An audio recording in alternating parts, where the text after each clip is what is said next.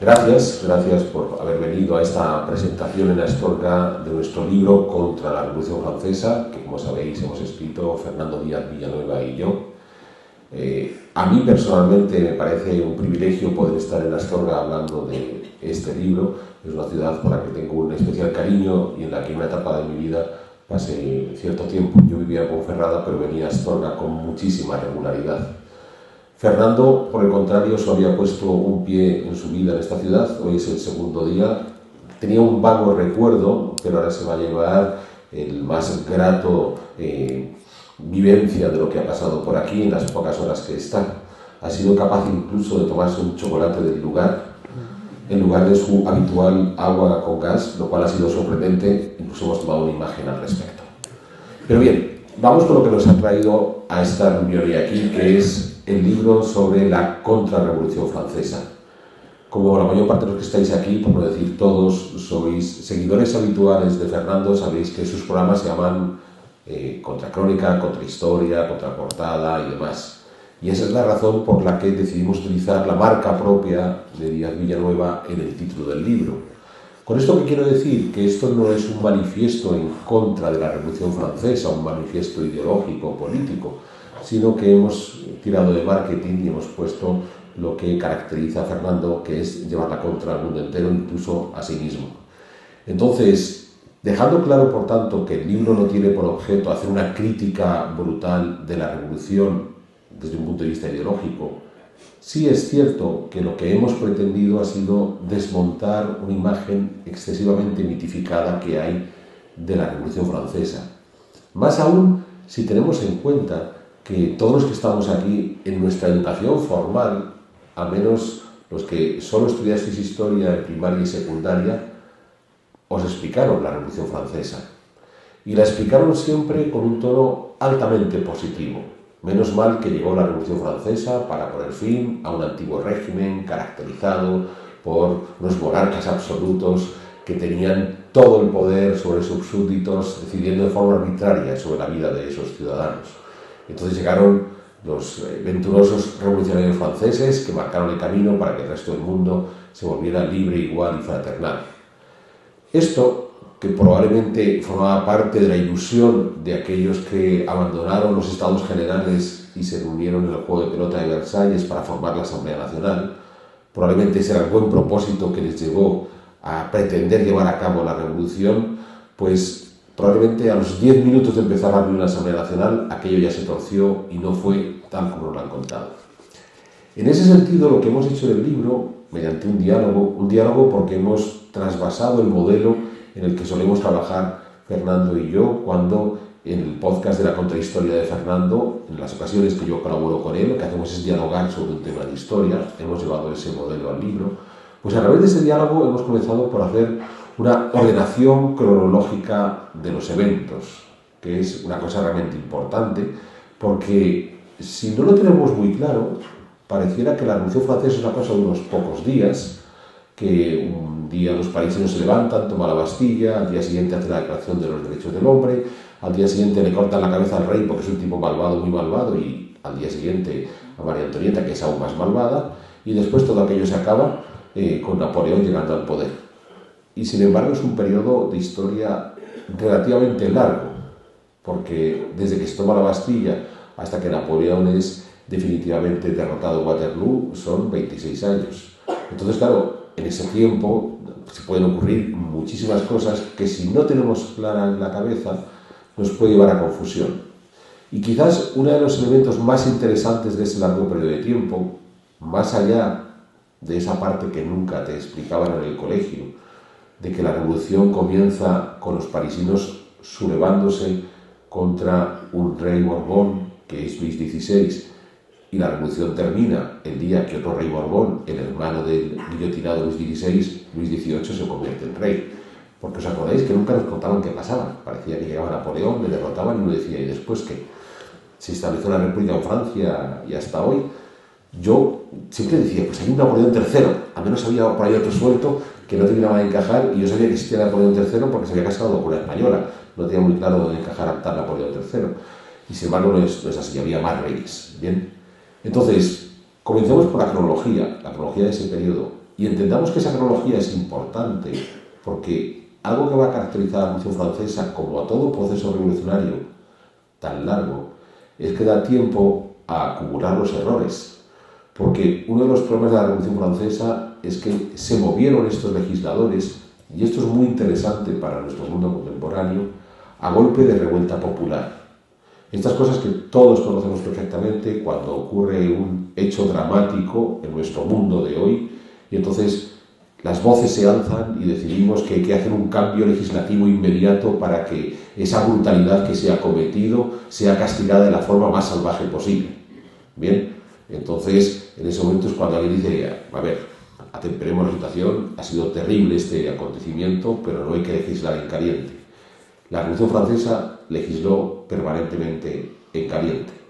Y lo que vemos en la cronología es que, según se iban dando esos movimientos revolucionarios, esas revueltas, esos levantamientos populares, esencialmente en París, la Asamblea Constituyente en principio, la Asamblea Nacional posterior, van dando leyes para satisfacer las demandas de esos revoltosos. Y claro, van aumentando la cantidad de leyes que ofrecen, cada vez más maximalistas, para dar respuesta a esos revoltosos. Entonces, comenzamos por acabar con los estados generales y convertir en la Asamblea Nacional. Volvemos a sublevarnos. Pues entonces vamos a empezar a poner leyes en contra de los derechos señoriales y de ese clero que no es del todo francés porque se debe al Papa de Roma. Y hay nuevas revueltas. Entonces debatimos si es república o monarquía. Y hay nuevas revueltas. Entonces le cortamos la cabeza al rey y hay nuevas revueltas. Entonces empezamos a cortar la cabeza a los revolucionarios más moderados y hay más revueltas. Entonces empezamos a cortar la cabeza de los revolucionarios más exagerados, pero que no han gritado lo suficiente. Bien, y sigue habiendo más revueltas. Y claro, ese es el largo proceso de la revolución que provocó tantos cientos de miles de muertos en Francia y fuera de Francia. ¿Qué es lo que podemos sacar de esta revolución? De partida, que estos procesos revolucionarios son terriblemente violentos. No busquen ustedes santos en las revoluciones. Es fundamental. O sea, podemos considerar que hay ciertos personajes históricos en estos procesos revolucionarios que merece la pena estudiar, que merece la pena entender su trayectoria política, pero no busquen ustedes santos. Y sabrán con qué facilidad, esto lo repite mucho Fernando, da igual cuál sea la tendencia política. La Revolución Francesa, como el cerdo, todo se aprovecha y cualquier grupo político sacará algo en positivo de la Revolución Francesa, encumbrando a los altares a el líder que le interesa en cada lugar. Entonces, primera idea, no hubo santos en la Revolución Francesa. Todos fueron brutales. Algunos especialmente brutales, pero todos fueron brutales. La segunda idea está la contradicción entre lo que ponía el papel y lo que realmente se hizo.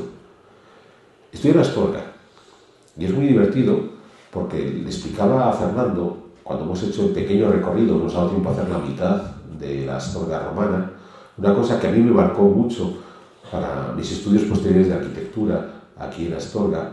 Siempre nos han dicho que las ciudades romanas son ciudades regulares, con las calles bien trazadas, en cruces en ángulo recto y demás. Y que uno lee los planos de las ciudades contemporáneas, que son heredadas de las romanas, y se va a encontrar el trazado romano, hasta que llega a Astorga y descubre que las calles romanas que están debajo de la Astorga contemporánea no corresponden con las calles contemporáneas. El callejero astorgano se ha ido moviendo, que es lo que ocurre en todas las ciudades. Pues aquí tenemos la contradicción entre lo que se escribe y la realidad. Ustedes van a leer millones de artículos, libros y ensayos que dicen que las tramas romanas son muy regulares y que en las ciudades contemporáneas es posible ver esa regularidad.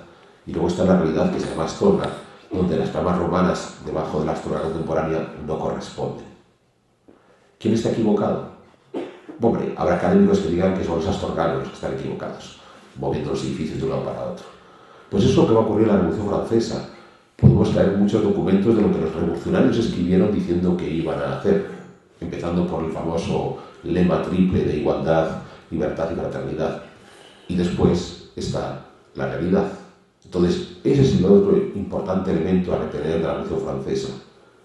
No lean los manifiestos de la Revolución, no se enamoren de la Declaración de Derechos del Hombre y del Ciudadano.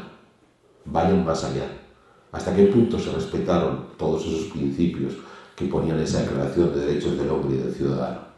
¿Hasta qué punto se respetaron en la historia de la Revolución Francesa, porque esa ha sido nuestra obsesión con Fernando, ir sacando toda esa documentación que todos conocemos cuando estudiábamos en el colegio, en el instituto, como la Declaración de Derechos del Hombre y del Ciudadano, y ver si aplicó o no se aplicó. ¿Se utilizó tal cual se había concebido o se tergiversó inmediatamente? Y de nuevo, no quiero sacar ejemplos del mundo contemporáneo, pero ustedes saben con qué facilidad cualquier político, hay algunos en la sala a los que les tenemos cariño y por tanto no lo vamos a meter en ese saco, bien, utiliza el término democrático para todo. Y entonces ahora todo es democrático, o ecológico, o sostenible, o con imagen de género, porque tenemos que tener esas etiquetas sin que realmente obedezcan a lo que esas etiquetas quieren decir. Ese quizás es uno de los legados más terribles de la Revolución Francesa, el pretender que más allá de cómo sea la realidad, como político yo puedo hacer que esa realidad se modifique a mi gusto, y si no se modifica a mi gusto, solo tengo que eliminar a mis enemigos, porque esos fueron los elementos de la Revolución Francesa. Ya no solo es el caso de los jacobinos guillotinándose entre ellos, bien, con Robespierre terminando en la guillotina, sencillamente porque fue más lento que sus rivales en mandar a los otros a la guillotina. Sabéis que Robespierre lo guillotinan porque anuncia que va a guillotinar a los otros. En lugar de mandarlos directamente a la Place de Grève para cortarse la cabeza, anuncia, mañana voy a volver y os voy a hacer guillotinar. Claro, en esa noche los otros se pusieron de acuerdo y le condenaron a él. No es solo que masacraron a las gentes de la Bandera, que sabéis que es la parte más brutal que vivió la Revolución Francesa, es que no tuvieron ningún inconveniente cuando llega Napoleón al poder, de en muchos casos cambiarse de chaqueta y masacrar a aquellos a los que supuestamente habían defendido. Entonces, todo esto forma parte de la realidad histórica de la Revolución Francesa. ¿Eso quiere decir que tenemos que rechazar ese proceso histórico y tenemos que volver atrás? Pues bueno, no. No podemos rechazar los procesos históricos, son los que son. Entonces yo digo, bueno, pues yo estoy en contra de que los romanos llegaran a esta parte de la península ibérica y establecieran Astorga. Pues me alegro, pues te felicito, Alberto. ¿Y después de eso qué? Bien. Estábamos hablando hoy con Fernando de la polémica internacional que tenemos con México. El presidente de México, o la presidenta de México, quiere que el rey Felipe VI pida perdón. Vale. Entonces va Felipe VI al Zócalo de la Ciudad de México y pide perdón. ¿Y ahora qué? Y ya está. Ya se ha hecho. ¿Y qué ha ocurrido? Porque Felipe VI pidió perdón, los aztecas vuelven a gobernar, levantamos los templos de nuevo en Tenochtitlán. ¿Qué ocurre? No podemos pelear con la historia ya pasó. Entonces, por más que yo pueda decir que me gusta más o menos la Revolución Francesa, fue como fue, y lo que pretendemos en el libro es explicarla. Así que no os obsesionéis, que a nosotros nos guste o no nos guste el pasado, da igual. Es el que es. Tratemos de entender cómo fue. Y por supuesto no podemos añorar el tiempo previo a la Revolución Francesa. Hay ciertas ventajas institucionales en ese antiguo régimen, de las que somos conscientes. Cuando resolvemos los problemas judiciales mediante sistemas de arbitraje, eso es lo que existía antes de la Revolución Francesa. La Revolución Francesa es la que judicializa todos la resolución de conflictos, eliminando la posibilidad del arbitraje, y lo hemos recuperado. O sea que, sin darse cuenta, ha habido gente que ha decidido dar un paso atrás a la Revolución Francesa. Pero, por supuesto, no quiero que el arbitraje sea que recuperemos a los señores nobles previos a la Revolución Francesa para que ellos sean los árbitros. Entonces, da igual si nos gusta o no nos gusta un periodo del pasado, fue como fue, tenemos que entenderlo, y no se trata de añorar ese pasado. Ni el de la Revolución Francesa, ni el del mundo romano, ni el del mundo prerromano de los Astures, no se trata de añorar ninguno de esos. ¿Tenían algo positivo? Bueno, pues tratemos de recuperarlo. Pero seguro que había muchas cosas negativas y sobre todo es el pasado. De modo que probablemente hay muchísimas inconvenientes en ese pasado. Es esta cosa tan divertida que Fernando siempre cuenta. ¿Qué ocurriría si cualquiera de nosotros agarrara una máquina de tiempo y se trasladara, por ejemplo, a la Astorga romana? Fernando siempre dice, pues vivirías unos 10 minutos, porque te encontrarías con millones de virus a los que nuestro cuerpo ya no está acostumbrado, que nos matarían enseguida, para empezar. Entonces, aquellos que añoren ese pasado, que tengan cuidado, porque tampoco tenemos las medicinas contra los virus, porque no sabemos qué virus son. Bien, entonces, ¿qué hemos querido hacer con el libro? Hemos querido que a través de nuestra conversación ustedes reflexionen sobre el conocimiento que tenemos del pasado, sobre la facilidad con la que ese pasado se puede tergiversar y cómo esa tergiversación siempre va a obedecer a una agenda política contemporánea. De modo que seamos cuidadosos. No aprendamos historia ajustándonos a agendas políticas, sino tratando de entender qué es lo que realmente ocurrió. Muchas gracias, ahora sí, ahora ya me escucháis. Muchas gracias por haber venido. Como ha dicho Alberto, yo es la segunda vez en mi vida que vengo a Astorga. La primera fue hace muchos años, no recuerdo si fue el 94 o el 95, pero por aquel entonces estaba yo en la universidad y estaba conociendo España. Y uno de los lugares que visité fue Astorga, atraído por la catedral y por el Palacio Episcopal, vamos, por el Palacio este de Gaudí. Lo recuerdo, tenía recuerdos difusos de ello. No creo que lo he visto más en fotografías que de aquel viaje rapidísimo con 20 años. Y lo que he descubierto en esta visita es la Astorga romana, que por cierto el ayuntamiento la tiene muy bien puesta, muy bien musealizada. Hemos estado en el museo, hemos hecho una parte de la ruta romana y la hemos grabado en vídeo, naturalmente, y ha sido el gran descubrimiento de este viaje, por lo menos para mí. Alberto sí que venía mucho a esta ciudad y le encantaba. Ya sabéis que la provincia de León, él trata de hacerlo ver siempre, es uno de sus lugares de España favoritos.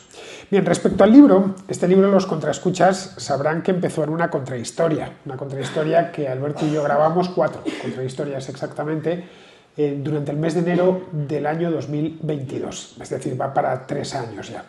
Era una contrahistoria que la audiencia me pedía desde hacía mucho tiempo, pues prácticamente desde el principio. Hace una sobre la Revolución Francesa, pero yo no sabía realmente por dónde hincarle el diente, porque el proceso lo conocía bien. Yo estudié historia contemporánea y la historia contemporánea empieza con la Revolución Francesa, no lo olvidemos.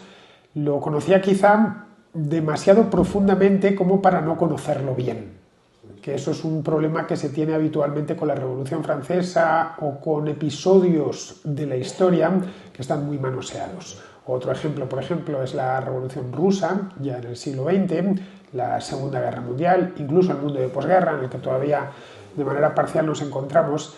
Bien, nos pusimos a finales del año 2021 a hablar sobre el tema, cómo lo organizamos, y Alberto me dijo, mira, necesitamos como mínimo 4 programas. Dije, pues vale. Recuerdo que empecé a hacer una serie sobre los zares, la tuve que parar a la mitad para meter los 4 sobre la Revolución Francesa, que grabamos seguidos, y lo partimos en 4. La cosa se quedó ahí hasta que sacamos, ese mismo año habíamos sacado un libro conversado también sobre una contrahistoria, la Reforma que no fue, de Lutero, Calvino y Trento, que contra pronóstico nuestro y de la editorial el libro se vendió bastante bien. Creo que ha hecho un par de ediciones para tratar un tema tan peculiar como la Reforma Protestante. Lo podéis encontrar todavía en las librerías, lo publica la editorial Almuzara, su sello Secotia, exactamente. Bueno, repetir lo mismo, pero en otra editorial. En principio íbamos a publicarlo en la Esfera de los Libros, pero no parecían estar muy por la labor de hacerlo, no mostraron demasiado interés en el libro, así que nada, lo hicimos con HarperCollins, que es la editorial que finalmente ha terminado publicándolo, y os garantizo que por lo menos hasta ahora sí que están teniendo mucha voluntad en que el libro se vea y se lea. Bueno, que se vea, en fin, a la vista está que hasta Astorga, que es un lugar pequeño, hemos venido a presentarlo, y esto en buena medida se debe a la voluntad del ayuntamiento, que nos ha querido traer, y a la de la editorial HarperCollins. Bien, cuando nos pusimos con el libro fue hace un año justo, en septiembre del año pasado. Ya no era una contrahistoria, ya teníamos otra metodología distinta que habíamos ensayado con la Reforma que no fue, y la copiamos, simplemente adaptándola a lo que habíamos hecho 2 años antes con el libro de Lutero. Nos sentamos en mi estudio en Madrid a grabar, una grabadora del centro, y nos llevábamos unos temas preparados. Estuvimos grabando, creo que fueron 2 meses, el año pasado, y al término de esos 2 meses yo me fui con todas las grabaciones, que eran horas y horas de grabación. Me fui a Inglaterra y allí lo transcribí en lenguaje literario, para que tuviese entre 200 y 300 páginas. Al final ha salido un libro de 250 páginas porque nuestra intención era, como en la Reforma que no fue, que el libro fuese breve. Es decir, no un folletito, pero breve, que se pudiese leer en 3 o 4 sentadas como mucho, y que invitase a los lectores, esta era nuestra intención, a informarse más, a indagar más sobre la Revolución Francesa. No es un libro académico, no es una tesis doctoral, no es un paper universitario, es un libro divulgativo, escrito por un historiador profesional, que es Alberto Garín, como bien sabéis es doctor en historia, y por un divulgador histórico, que soy yo, porque en el resto de mi actividad es esencialmente periodística. Bueno, escrito en un lenguaje sencillo, ameno, para casi para cualquier público, desde luego para cualquier público interesado en temas históricos. Nos planteamos, yo soy periodista, llevo pues casi 25 años de periodista, pero tengo formación de historiador, y la metodología del periodismo y de la historia son muy similares, por no decir prácticamente idénticas. Tú partes de una pregunta. Y ya para la contrahistoria, las contrahistorias que hicimos, nos planteamos una serie de preguntas sobre la Revolución Francesa.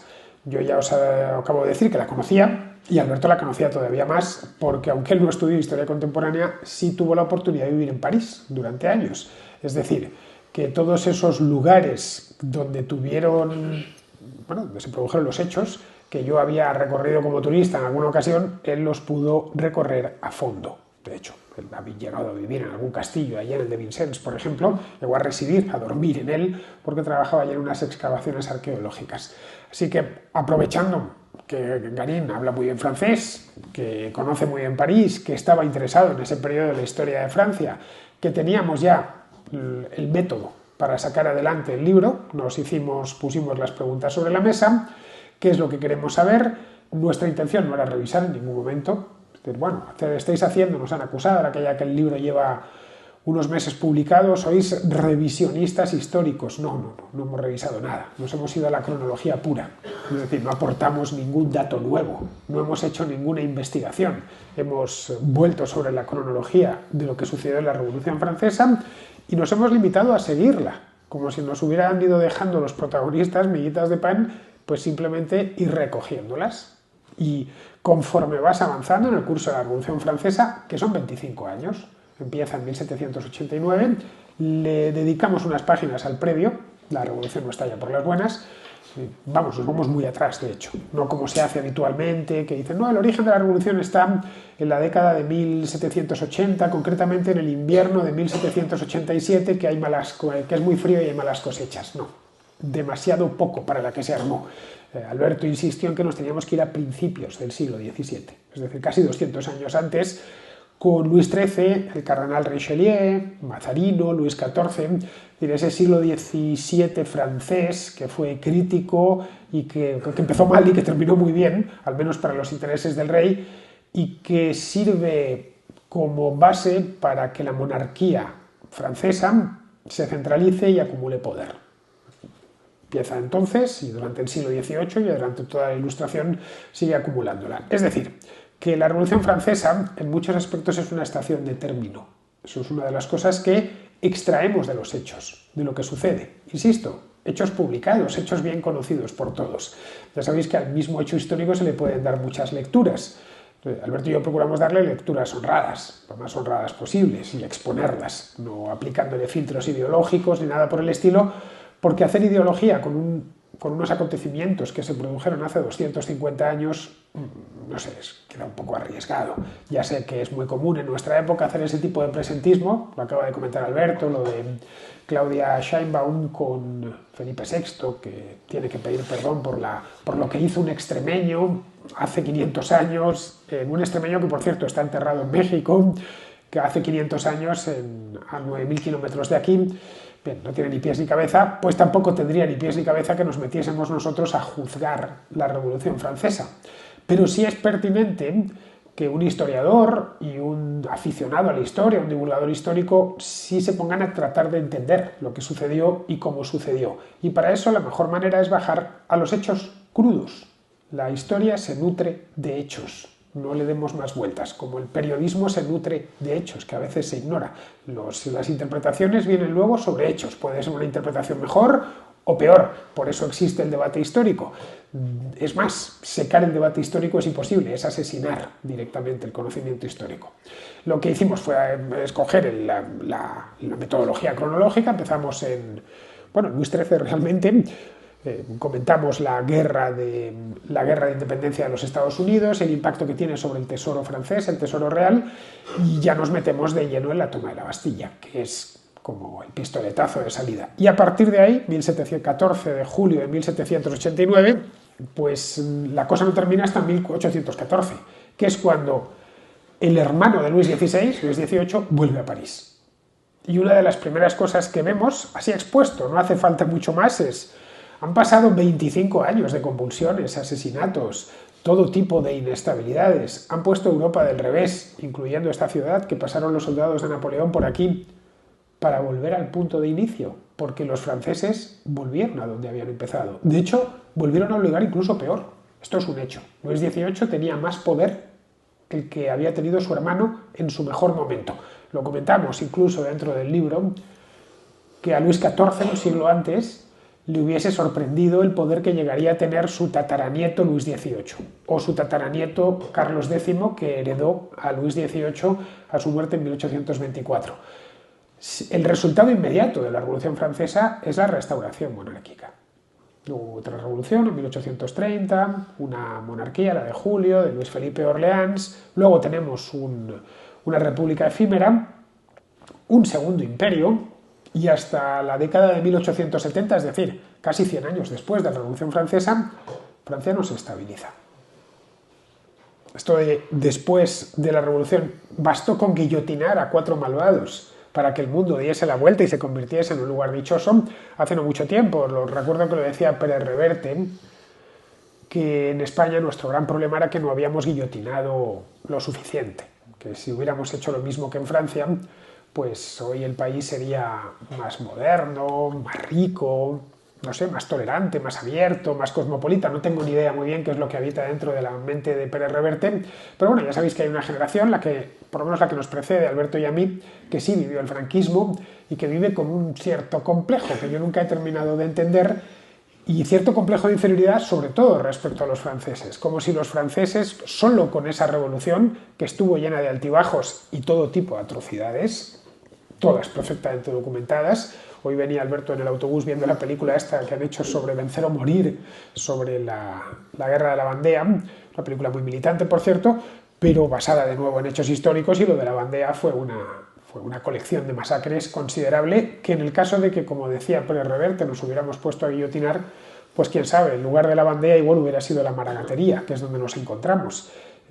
No creo que los vandeanos de aquel momento, por lo menos, hablasen muy bien o se creyesen ese mensaje de que la revolución había traído fraternidad, libertad, igualdad, en absoluto. Lo que decía Alberto ahora, que está muy bien tirado, es que una cosa son los documentos y las soflamas y otra cosa son las realidades. La Constitución, cuyo preámbulo es la Carta de Derechos del Hombre y del Ciudadano, que se emite muy pronto, el verano de 1789, en agosto, es papel mojado tan pronto como queda proclamada. Los revolucionarios tienen la costumbre, por sistema, de nuevo, a los hechos nos vamos, de decir una cosa y de hacer o la contraria o casi la contraria. Y esto es yéndonos a lo que sucedió. Bien, si algo así no te da que pensar, o no te da por lo menos para dialogarlo durante un buen rato y sacar algunas conclusiones, pues de verdad no sé para qué sirven los historiadores, sinceramente lo digo. Esto quizá, después de leerlo, y como ya ha habido mucha gente que lo ha leído, el libro se está vendiendo bien y hemos recibido críticas, la mayor parte de ellas afortunadamente son buenas, algunas las podéis leer en Amazon, algunos lectores han tenido el detalle de ponernos ahí un comentario, y otras que nos han llegado a título individual a nosotros. Lo que nos han dicho es que desde el principio veían que lo que queríamos era desmitificar. Sí, nuestra intención era desmitificar. Creemos que el mito ayuda muy poco a la historia, más bien todo lo contrario. Es decir, cuando has mitificado un periodo o a un personaje histórico, eso no ayuda a su comprensión. Ayuda quizá a que un político lo emplee. Eso seguro. De hecho, la política francesa se ha construido en los últimos 2 siglos y medio sobre esos mitos. La fiesta nacional de Francia es el 14 de julio. La Marianne, con su barretina, o cómo se llama, el gorrito frigio, ¿no? Es un símbolo revolucionario. El himno de Francia, la marsellesa, es un himno también revolucionario, aunque no se concibió como un himno para el país ni para la república, se concibió como un canto de guerra, el canto de guerra del ejército del Rin. No sería el himno de Francia hasta 100 años más tarde, es decir, hasta la Tercera República, cuando ya empiezan a mirar los hechos acontecidos en las décadas de 1780 y 1790 con cierta distancia, y empiezan los propios franceses a mitificarlos. Y a partir de ahí se construye esta imagen que tenemos, pues netamente positiva, en líneas generales. Menos mal que sucedió esto, porque de no haber sucedido, pues estaríamos sometidos a los aristócratas y esto seguiríamos viviendo en el antiguo régimen. Por cierto, ese antiguo régimen no es más que un calco del francés, Ancien Régime, que es todo lo anterior a lo que sucedió a la Revolución Francesa, a pesar de que el antiguo régimen del año 1700 no es el mismo que del año 1100. Es decir, dentro de ese mundo de ayer se operan infinidad de cambios durante 1000 y pico años, pues como para no operarse. Bien, pues esta era nuestra intención. El libro lo entregamos a la imprenta en el mes de marzo y en el mes de mayo ya estaba listo, ya salió el día 22 de mayo, si mal no recuerdo, y el recibimiento ha sido bueno. Pensábamos que quizá nos iban a citar a un debate, pero tampoco, porque como tratamos con hechos, podemos evidentemente debatir con cualquiera. Estamos ahora mismo preparados porque lo tenemos fresco. Pero claro, alguien que está tratando a un hecho histórico de forma mítica no puede debatir con alguien que lo trata de forma factual, porque uno opera con sentimientos y el otro opera con razones. Esa es la razón por la cual no ha habido debate ninguno, ni creo sinceramente que lo haya, porque ni Alberto ni yo es que estemos en contra de la Revolución Francesa. Si tomamos en contra era por seguir pues, con la preposición que antecede el nombre de todos mis programas, pero no podemos haberlo llamado de otra manera. Pero no es que estemos en contra, porque no se puede estar en contra de un acontecimiento histórico. Ha dicho Alberto lo de la Astorga romana, pues como ponerte en contra de la España de Felipe II, es decir, contra la España de Felipe II, o contra, que es bastante común. En nuestro tiempo, por desgracia, sucede continuamente. Yo estoy a favor de la Segunda República, pero no te das cuenta que es un régimen de hace casi 100 años. No se puede estar ni a favor ni en contra, se tiene que entender. Otra cosa es que estés a favor de que se proclame la República, que sería necesariamente distinta que la Segunda República.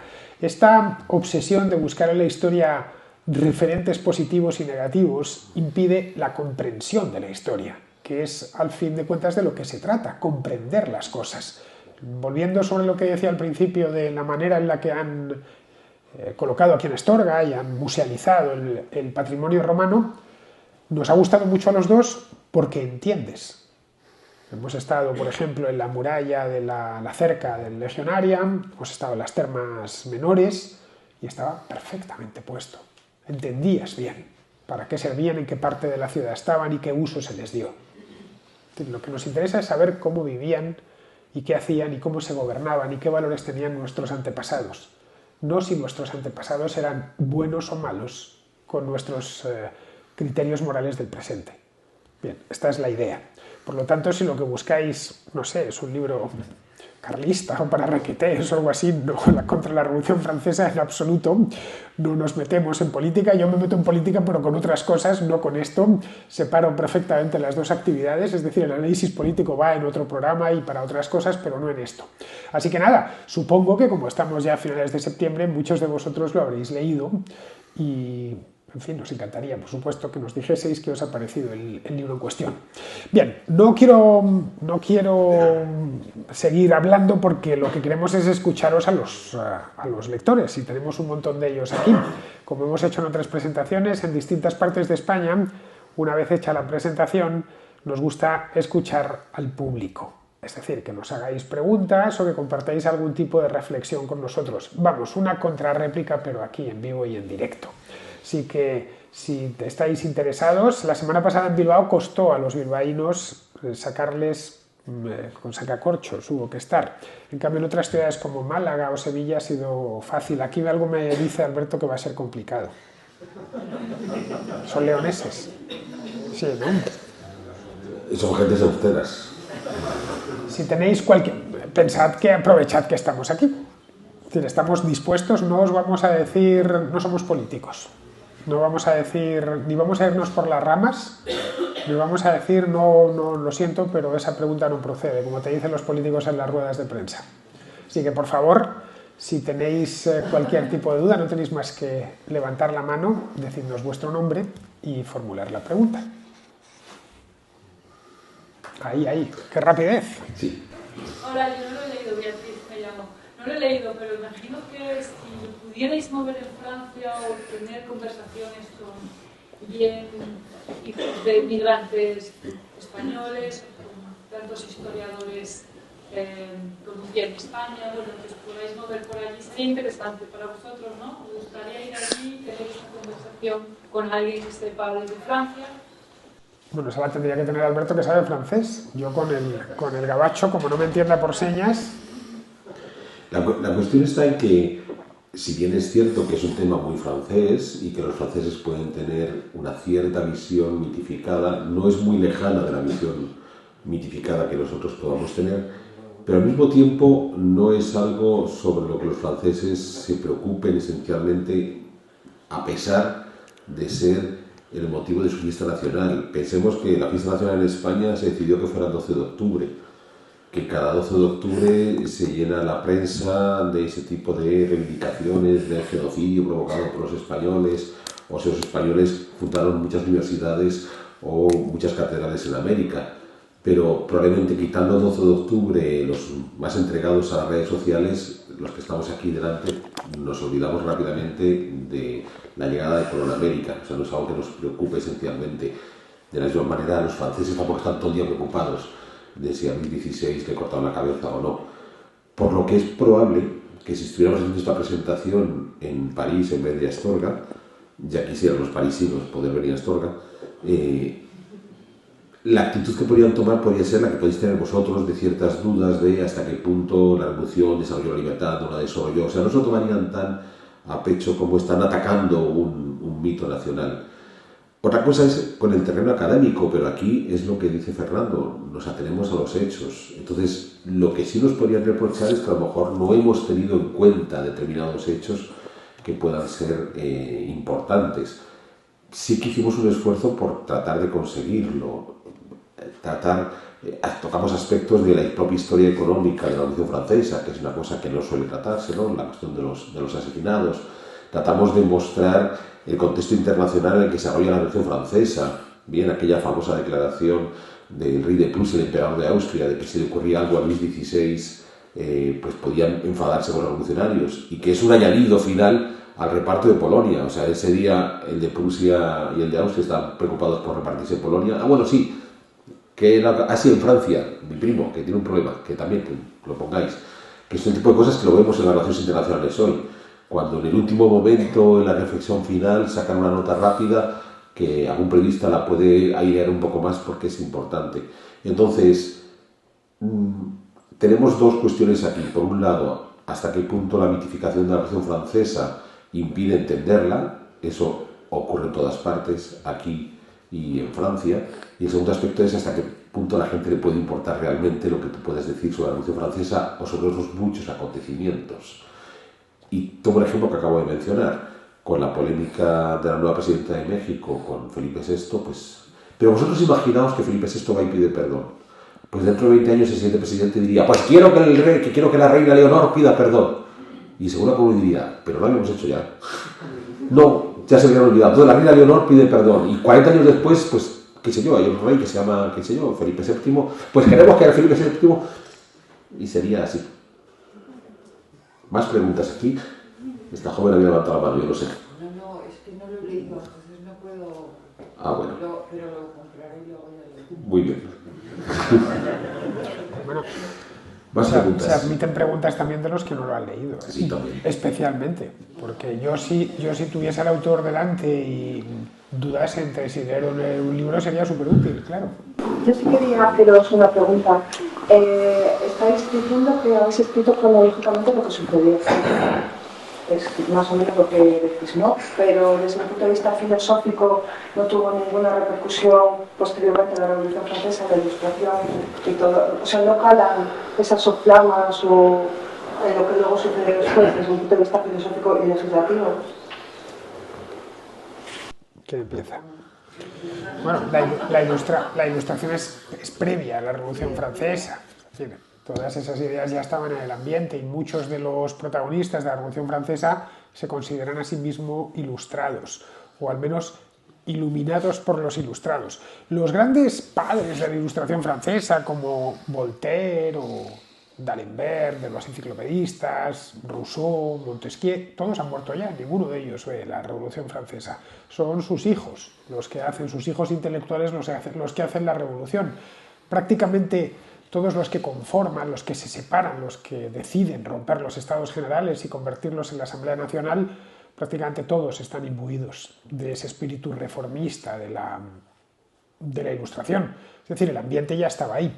Hay un comentario que hace Alberto en el libro, que a raíz de una pregunta mía dentro del diálogo, sobre los estilos artísticos. Una de las cosas que se observan en la Francia de finales del 18 es que la revolución lo cambia todo, aparentemente, pero los estilos artísticos permanecen. Es decir, los edificios se siguen pintando igual, no hay un corte, una cesura visible entre el año 1770 y el año 1800. Han pasado solo 30 años, pero en esos 30 años han sucedido muchas cosas y muy graves. Es decir, que ya vivía la intelectualidad francesa dentro de ese caldo de ideas. Eso me refiero, que eso yo creo que sí que se ha visto posteriormente. La revolución sería una consecuencia de lo anterior. Claro, fue sangrienta, claro, fue terrible, pero yo sí creo que tuvo, bueno, previamente la Ilustración, por supuesto, hay tantas teorías filosóficas, pero sí que creo que tuvo una repercusión en la historia contemporánea. O sea, Sí, claro que la tuvo, sí, por supuesto. Lo que sí tienes Más es... allá de los 30 años. Sí, lo que sí tienes, que lo abordamos en el libro, es que probablemente el principal legado que nos deja la Revolución Francesa es la creación de un nuevo sujeto político que es el Estado-Nación. Entonces, la Revolución no se inventó ni los Estados ni las naciones. Los Estados y las naciones existían antes de la Revolución Francesa. Pero la Revolución Francesa lo que va a generar es la unión de esas dos entidades y además de una forma muy excluyente. Entonces, el Estado-Nación se va a convertir hasta la actualidad en el sujeto político por antonomasia. Es muy difícil contemplar la posibilidad de que haya entidades internacionales que no sean estados-naciones. Cuando de repente uno se encuentra, allá en mi Segovia, vas a ver la iglesia de Veracruz y te dicen que pertenece a la soberana orden de los caballeros de Malta, la gente se queda sorprendida. ¿Y estos quién son? ¿Dónde está su país? ¿Cuáles son sus fronteras? ¿Dónde están?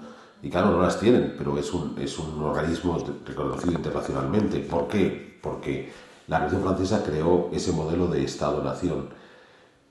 Y sin duda, como digo, es el principal legado de la Revolución Francesa y el más terrible de los legados que dejó la Revolución Francesa, porque a la larga, como decía, las naciones ya existían y las personas que vivían antes de la Revolución Francesa en este mundo habían nacido en algún sitio y por tanto se reconocían como parte de esa nación, pero como Fernando explica muy a menudo, probablemente se reconocían como parte de diferentes naciones. Entonces, esto es muy simpático porque indudablemente los españoles que formaban parte de los tercios y iban a combatir a los Países Bajos, todos eran españoles. ¿De qué nación? De la española. Y dentro de la española, pues podían ser aragoneses, o podían ser castellanos, podían ser leoneses, podían ser portugueses. Pensemos que esa secesión de que Portugal es un país diferente, que no forma parte de España, es una cosa que se va trabajando durante la Edad Moderna y sobre todo tras la ruptura definitiva en el siglo XVII. Por tanto, había diferentes naciones, pero es que claro, si chinchábamos más a ese soldado en el tercio en Flandes, que era español y que era leonés, pues a lo mejor te decían, pues bueno, yo soy maragato, yo soy berciano. O sea, era capaz de seguir bajando más en el desarrollo de la nación, ¿bien? Y en cuanto a los estados por supuesto que existían, pero con una pluralidad de estados tan sorprendente, porque ya solo la formulación que hoy contemplamos de los estados le chocaría a la gente del pasado. Consultando documentación, cuando estuve en Guatemala, documentación virreinal en Guatemala, hay unas cartas que enviaban los representantes de Guatemala cuando lo mandaban a la corte a Madrid, que son deliciosas. Las cartas siempre dicen, y esperamos que su majestad esté haciendo lo mejor posible por el bien de la República. Y esperamos que su majestad esté haciendo lo mejor posible por el bien de la República. O sea, un tío del siglo XVI, del siglo XVII, del siglo XVIII sabía que la República es todo, el bienestar de todos. Y que a la cabeza de ese bienestar de todos había un señor que era un rey o un emperador. Hoy no, hoy una monarquía es diferente de una república. Y creamos categorías estancas, excluyentes, porque una monarquía no puede ser una república. Claro, tuvo al diputado de Guatemala que le decía eso oficialmente al rey, y el rey estaba encantado de recibir una nota de su súbdito diciendo, pues sí, me preocupo por el bienestar de la República, siendo el emperador Carlos V. Le dijeras que son dos cosas diferentes, dirían, tenéis un problema en el mundo contemporáneo. ¿Cómo que son dos cosas diferentes? Entonces, esa capacidad de crear un sujeto político excluyente es el principal legado de la Revolución Francesa, y sí, hablamos de él en el libro, porque a la larga, ¿qué ha implicado el Estado-Nación? Pues el surgimiento del nacionalismo. ¿Y qué ha implicado el nacionalismo? Pues un par de guerras mundiales, para empezar, así a lo bestia. O sea, no es que sea un tipo de ideología que ha sido suavecita, no, al contrario. Cuando los nacionalistas han puesto cabezotas, han hecho auténticas barbaridades. E incluso contradiciendo los principios más generales que en apariencia hay en la Declaración de Derechos del Hombre y del Ciudadano. Porque claro, si el Estado-Nación tiene por objeto salvaguardar el progreso de los miembros de ese Estado-Nación, ¿por qué es excluyente? Pues porque una vez que yo constituyo el Estado-Nación voy a hacer dos juegos. Uno, solo tienes una nación. O sea, aquella gradación que decíamos, soy español, dentro de España soy leonés, dentro de leonés soy berciano y dentro del Bierzo soy del Alto Bierzo. Ahora solo puedes tener una nación. Solo una, ¿vale? Entonces, juego número uno. Durante los primeros 7 millones de historia de la humanidad, la gente nacía en un sitio que podía formar parte de otro, de otro, de otro. Desde hoy solo puedes tener una nacionalidad. Punto. Porque además, ¿sabéis cuando uno adquiere segunda nacionalidad? Puede ser o no puede ser. En ocasiones te obligan a perder la nacionalidad previa. ¿Bien? Y el segundo paso está en que la autoridad del momento decide cuáles son las características que puedes reunir para ser miembro de ese Estado-Nación. De modo que tú podrías perfectamente reunir buena parte importante de los requisitos para ser nacional de ese Estado y sin embargo que te excluyan. Yo siempre cuento el caso, me parece fantástico, del general Vallejo en California, un caballero del que a lo mejor ustedes nunca han oído hablar. Vallejo es un señor que nace a finales del siglo XVIII en Sonoma, un pueblecito hoy en California. Nace cuando todavía esa parte de California es parte del Virreinato de Nueva España y por tanto nace dentro de la monarquía hispánica.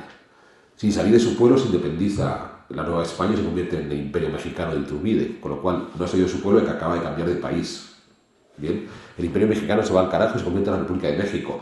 Vallejo no ha salido de su pueblo y ha cambiado 3 veces de país. Bien, la parte de California se independizó y se creó el Estado de California, con los californios. Vallejo no ha salido de su pueblo y ha cambiado 4 veces de país. Y a continuación California fue incorporada a los Estados Unidos, con lo cual volvió a cambiar de país. No ha salido de su pueblo y ha cambiado 5 veces de país. Y al final los Estados Unidos sacan una ley por la cual los ciudadanos de origen mexicano no pueden ser estadounidenses y se convierten en apátrida. Sin salir de su pueblo, se volvió apátrida. Espectacular.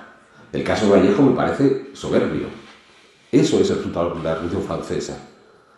Quien aparentemente busca la igualdad de todos los seres humanos, lo hace dentro de una institución política que es el Estado-Nación, que siempre es excluyente. Siempre generamos una serie de normas por las cuales son muchos los que van a quedar fuera.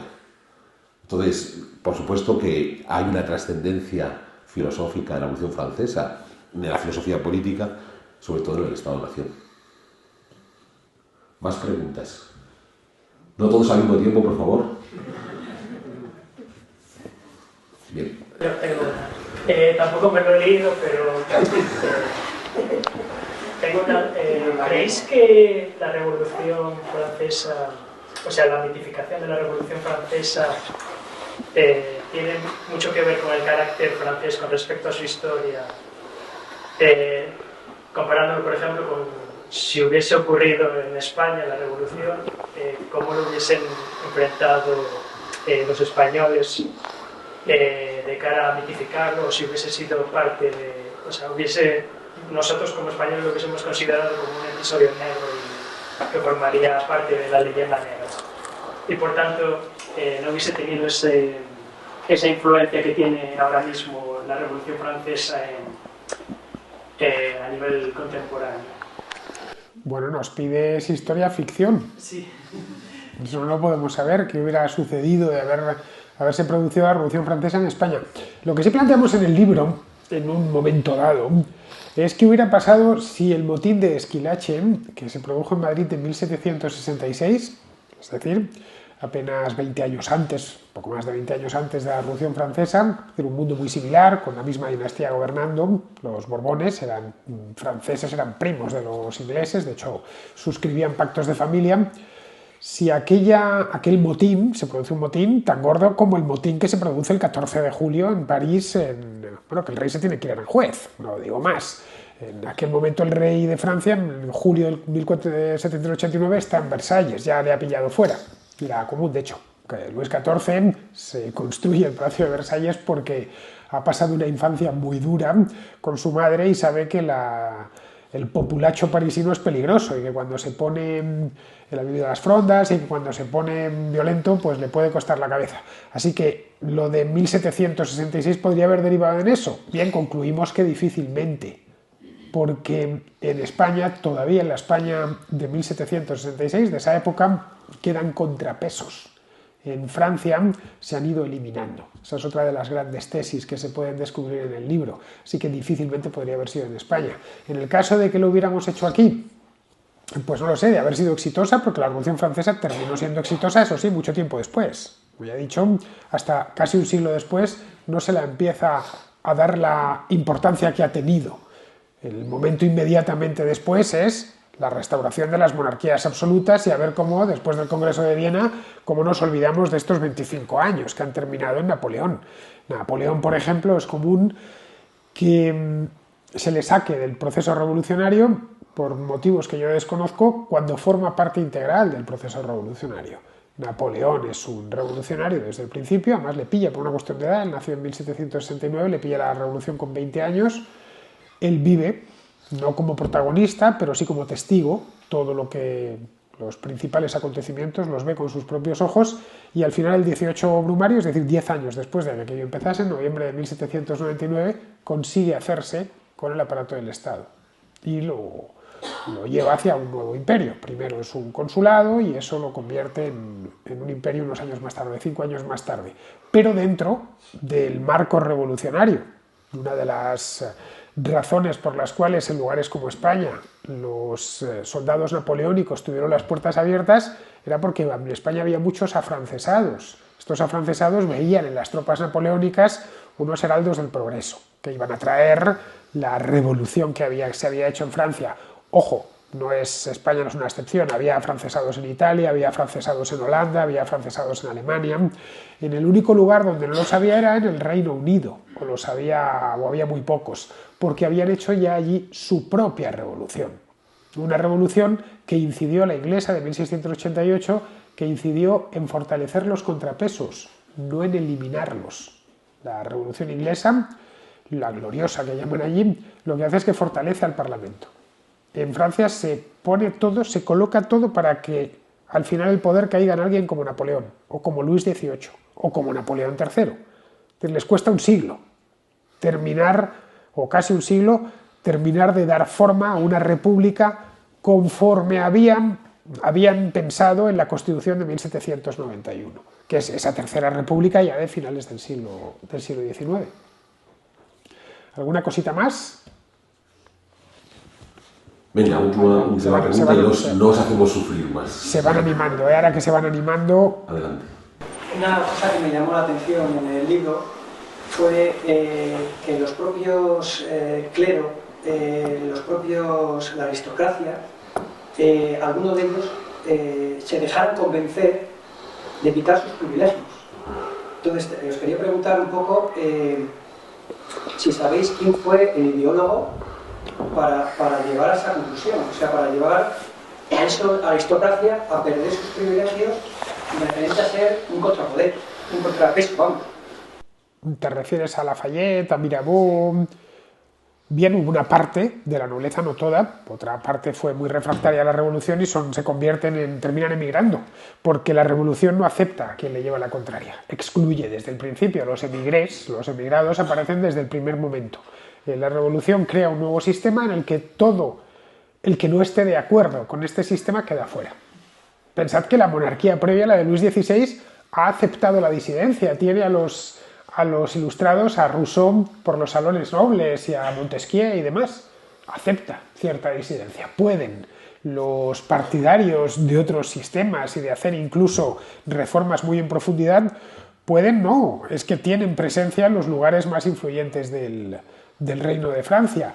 En el momento en el que la revolución triunfa, todo el que pone eso en duda tiene que marcharse del país. Bien, algunos nobles sí son partidarios, porque están persuadidos de que sus privilegios son injustos, de que tienen que superarse y que van a encontrar ellos cabida en el nuevo mundo. A veces nos habéis preguntado por qué los procuradores de Franco en 1976 votaron a favor de la ley de reforma política, que era el botón nuclear que reventaba las cortes franquistas. Bueno, pues porque la mayor parte de ellos, por no decir todos los que votaron que sí, se vieron, no es que pensaron, realmente estaban haciendo una enmienda a la totalidad de lo que habían hecho hasta ese momento. Es todo lo que, porque derogaba todas las leyes fundamentales, todo lo que hemos hecho hasta el momento está mal. Bueno, vamos a empezar además voy a contribuir yo a reventar esto, pero espero que lo que venga después me beneficie personalmente.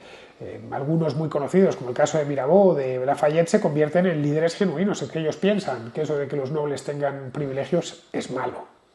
Están convencidos de eso. Se han leído a los ilustrados, están muy persuadidos de que son necesarias esas, bueno, más allá de reformas, de construir un nuevo mundo. Otros simplemente se dejan llevar. En la Revolución Francesa no olvides que participan en ella, es que gente importante, estamos hablando cientos y cientos de personas. Hay una cosa que es, la decimos al principio, hay que fijarse en el día de la toma de la Bastilla, porque ahí están prácticamente todos los grandes actores. Esta tragedia coral, están prácticamente todos, y hay de todo, y muchos de ellos son nobles. Y bueno, están dispuestos a abandonar sus privilegios, porque consideran que están mal, que no... Bueno, eso siempre ha sucedido, vamos. También tuvimos muchos, no olvides que en las revoluciones comunistas Fidel Castro era un señorito. Vladimir Lenin lo mismo. Eran burgueses, realmente. Las revoluciones comunistas en todas partes las hacen burgueses, que quieren prescindir de sus privilegios, evidentemente para colocarse mejor ellos después. Pero además, a la hora de estudiar historia tenemos que tener siempre una visión antropológica de la historia y del presente. Todos los que estamos en esta sala no actuamos el 100% del tiempo de manera racional y nos vamos a dejar llevar por los motivos más inesperados. Esa es la virtud que tenemos frente a esta obsesión de que la inteligencia artificial lo va a superar todo. Y no. La inteligencia artificial espera que las soluciones que apliquemos sean racionales. Y lo que no sabe la inteligencia artificial es que podemos ser profundamente irracionales. Sabéis que yo colaboro con Jano García en su canal de YouTube en Big One. Este sábado hablamos sobre el Líbano. Entonces, cuando estábamos grabando el programa del Líbano, sabéis, este país que tiene este problema ahora con Israel, a través de Hezbollah y demás, cuando el Líbano se independizó en 1943, la mayor parte de la población era cristiana. No tenía ningún problema con los judíos. Pero cuando se creó el Estado de Israel en el año 47, el Líbano se apuntó a declarar la guerra a Israel. ¿En base a qué razón? ¿Había algún agravio de los cristianos libaneses contra los judíos? No. Consideraron que a lo mejor, si el resto de países árabes que les rodeaban derrotaban a Israel y no se habían apuntado a esa movida, pues quizá les iban a mirar mal. Entonces digamos que una decisión racional. Y es, mejor nos apuntamos a caballo ganador, que parece que son los países árabes, y así acabamos con Israel. Pero cuando después del 49 se dieron cuenta que no iban a acabar con Israel, va a haber un nuevo gobernante en el Líbano, Camille Chaoun, que va a decir a los cristianos maronita, que va a decir a los libaneses, oye, mejor colaboremos con Israel, porque no vamos a acabar con ellos y lo mejor es colaborar. Y la cosa le fue bien durante los años 50, pero después no. Hubo un nuevo gobierno, el de Chajev, que decidió aliarse con Nasser en Egipto. Dijo, a lo mejor Nasser ahora sí va a ganar, aunque todo apunta que no. Le han derrotado en la guerra de los 6 días, pero me sigo empecinando que a lo mejor sí. Le derrotan en la guerra 73. Entonces tú vas viendo las decisiones que toman los libaneses y son profundamente irracionales. Hasta el día de hoy, donde tienen a un 30% de la población votando por un partido terrorista como Hezbollah. ¿En base a qué? Si racionalmente cada vez que decides tomar ese camino va en contra de tu forma de vida. ¿En base a qué lo haces? Pues a la irracionalidad. Si tú aplicas la inteligencia artificial, que sabéis que es poco inteligente, te diría, el Líbano tiene que firmar la paz con Israel y llevarse bien con los judíos. O al menos tenía que haber hecho eso, si no en el año 47, si en el año 52. Pero no lo hicieron, porque los seres humanos tenemos una alta dosis de irracionalidad a la hora de tomar decisiones. Entonces no pretendáis que las gentes del pasado son más racionales que nosotros. Pensad en vosotros mismos, en la manera que vosotros os podéis comportar, yo el primero, cuántas veces tomamos decisiones que son muy difíciles de explicar desde el punto de vista racional. O sea, las podemos explicar por otras 1000 razones. Bien, En mi Guatemala es muy simpático. Los guatemaltecos pueden tener un salario mensual, en el mejor de los casos, de 3.000 quetzales, 300 euros al mes, ¿vale? Con eso sobreviven. Pero cuando la selección argentina con Messi fue a jugar a Guatemala contra la selección de Guatemala, los guatemaltecos se gastaban 500 quetzales para pagar la entrada del entrenamiento, para ver cómo Messi pateaba la pelota. Y tú decías, ostras, se está gastando una sexta parte de su salario mensual para ver a Messi entrenar, que no jugar. ¿Y por qué? Bueno, seguro que muchos de vosotros diréis, hombre, yo a lo mejor por Messi no, pero a lo mejor por Taylor Swift, o los más viejos, pues hombre, yo sí, cuando vinieron los Rolling a Madrid, pues te agarré el coche viejo de mi padre, me fui a Madrid a ver a los Rolling. ¿En base a qué criterio racional? Entonces, no pretendáis que podemos dar como historiadores respuestas racionales a la actitud de las gentes del pasado, porque si siempre damos respuestas racionales, nos estamos equivocando como historiadores. O sea, tenemos que dejar un margen antropológico a que los hombres hacemos auténticas necedades permanentemente. Bueno, y ten en cuenta otra cosa importante, las revoluciones están llenas de arrepentidos. El propio Lafayette se tuvo que exiliar. Eso es bastante común. De no era esto. ¿Cuántas veces se dice en las revoluciones? Sí, yo estaba de acuerdo, pero no para llevarlo tan lejos. Esto no era exactamente lo que quería hacer. ¿Cuántos en España quisieron traer la República? Se me ocurre Ortega y Gasset, por ejemplo, y en el 36 estaban marchándose, porque dijeron, no era esto, lo que nosotros queríamos solo 5 o 6 años antes. Pues eso pasa muy a menudo, cuando las cosas se van de madre y muchos se dan cuenta que han tomado una decisión irracional, que quizá hubiera sido mejor hacerlo de otra manera. Pero claro, ya todo lo ves en retrospectiva, de fíjate, nos equivocamos aquí, esto no lo vimos venir. Cuando decides... Y aparte es que sigue sucediendo. Aquí esto de que los seres humanos aprendemos no es verdad. Cuando decides ponerlo todo patas arriba, tú sabes cómo empieza. Lo que no tienes ni idea es de cómo va a terminar. Por eso son tan peligrosas las revoluciones callejeras, por eso son tan peligrosas las constituyentes, porque no sabes muy bien cómo va a terminar. Sabes el día que empieza, pero no tienes ni idea eso al final qué derroteros va a tomar. Y a estos aristócratas que lo apoyaron tan alegremente en el verano de 1789, con lo que se encontraron fue con eso, con que en 1792 se les había ido completamente de las manos. Pero vamos, que por eso es tan peligroso enamorarse, ¿eh? Que uno se enamora siempre de la persona adecuada, y tus padres te dicen no te enamores de esa persona, y tus amigos y tus parientes, y tú te enamoras de esa persona, te vas con esa persona, la cagas y sin embargo, ahí estás tú. Muy bien, pues ya nos vamos a hacer sufrir más, nos vamos a exigir más preguntas. Bien, habéis conseguido preguntar tanto como los bilbaínos, por Dios. Y una quinta parte de los sevillanos. Entonces, para los que estéis interesados en que os firmemos el libro, os invitamos a que os vengáis hasta aquí, os ordenáis en una fila única, porque primero firmo yo y luego firma Fernando. ¿Vale? Claro, porque tengo que poner el rayo organizador. Una vez ya os ha puesto la firma ahí. Bueno, pues muchísimas gracias por haber venido.